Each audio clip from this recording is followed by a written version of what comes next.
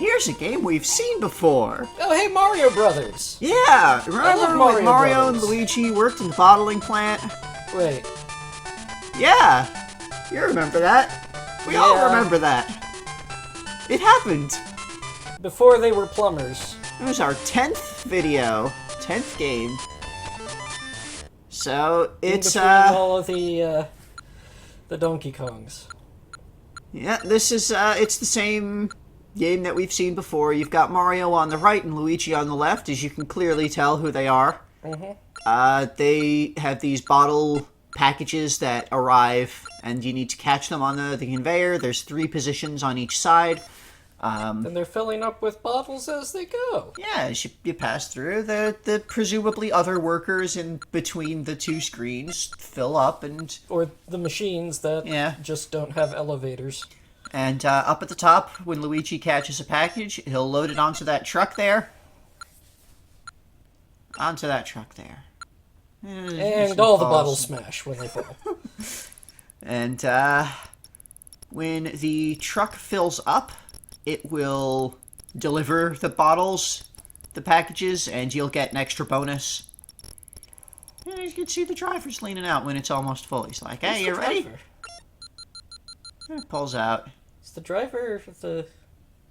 The driver's just another worker at the factory. Okay, it's not like the foreman, Spike. There's the bosses. Oh, okay. There's 2 Because bosses. after you have a successful delivery on the truck, you take a break. Mm. And the bosses don't like that. They get angry after a few seconds.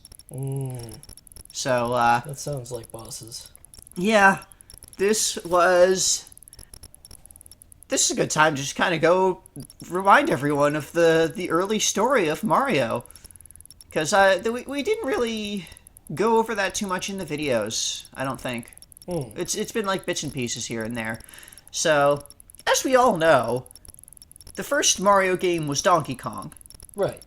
So, Mario was a carpenter, and one day on the work site, this giant gorilla captures a girl, and Mario decides to be a big hero and saves her. And, Despite being little. and then gets fired for violating workplace safety procedures. Violation. Yeah. So then Mario has this giant gorilla that he puts in a cage and decides to try and make money off of that somehow as a career. But then the gorilla's son shows up and almost kills Mario and rescues his dad, and they go off. Right. This is one of those games that has a double score mode at 300. And then after that, Mario had to find a new job. He first tried working in a cement factory, but he had a newfound appreciation for workplace safety policies, and that was a terribly unsafe work site. Like, the carpentry job that he had, it wasn't an unsafe work site. He just did something unsafe on it. The cement factory was inherently unsafe, and Mario wanted to fix that. He didn't want to be in any more danger. He almost got murdered by a gorilla. But you know what happens to people who shake the boat. Yep. The bosses started sabotaging him, making the work harder and faster until he couldn't keep up, so that they had an excuse to fire him. And after that, he got this job with his brother Luigi at the bottling factory. Luigi had been doing fine this whole time. Oh yeah, he kept his head down, and he didn't complain much. But Mario shows up, and again, he's gonna rock the boat. It's not exactly it's not as bad as the cement factory was, the bottling plant, but it's still just kind of unsafe. They could have fixed this, right? You know, they could have had, you know, the conveyors. They didn't have to just have the stuff rush off. They could have had like a little platform at the edge of the conveyor where the bottles rest, where someone can just pick it up when they're ready. Yeah, or like just have a continuous conveyor belt system. Yeah, just have the conveyors go up instead of needing a person to climb ladders for all of this. This factory is inefficiently constructed, is what I gotta say. And it's stressful for these two to be rushing around and doing all of this. Especially when you're working with family like this. Yeah, so, you know, Mario started complaining, and the bosses here had the same response, that they just started running the machinery faster and working them harder until they screwed up exactly 3 times, and that's enough to fire them. And so that's how Mario cost Luigi his comfy factory job.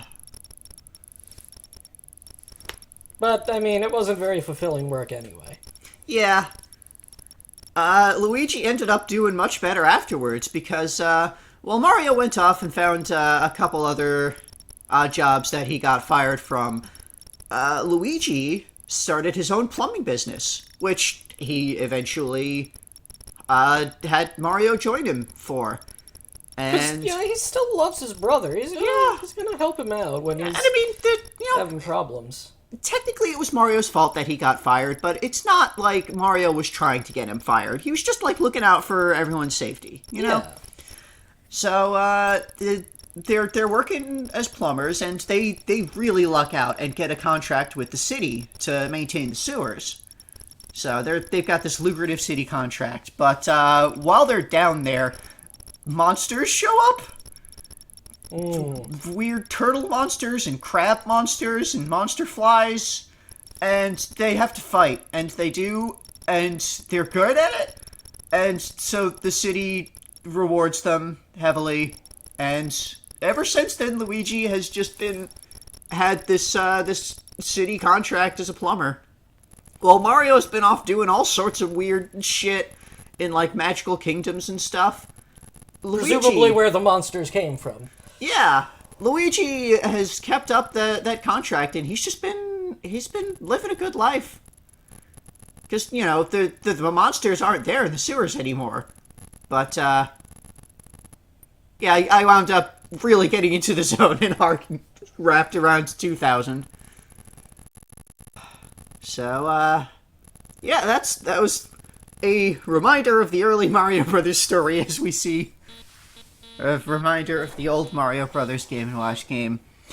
So, come back tomorrow for another Game & Watch game that we saw before early on in the series.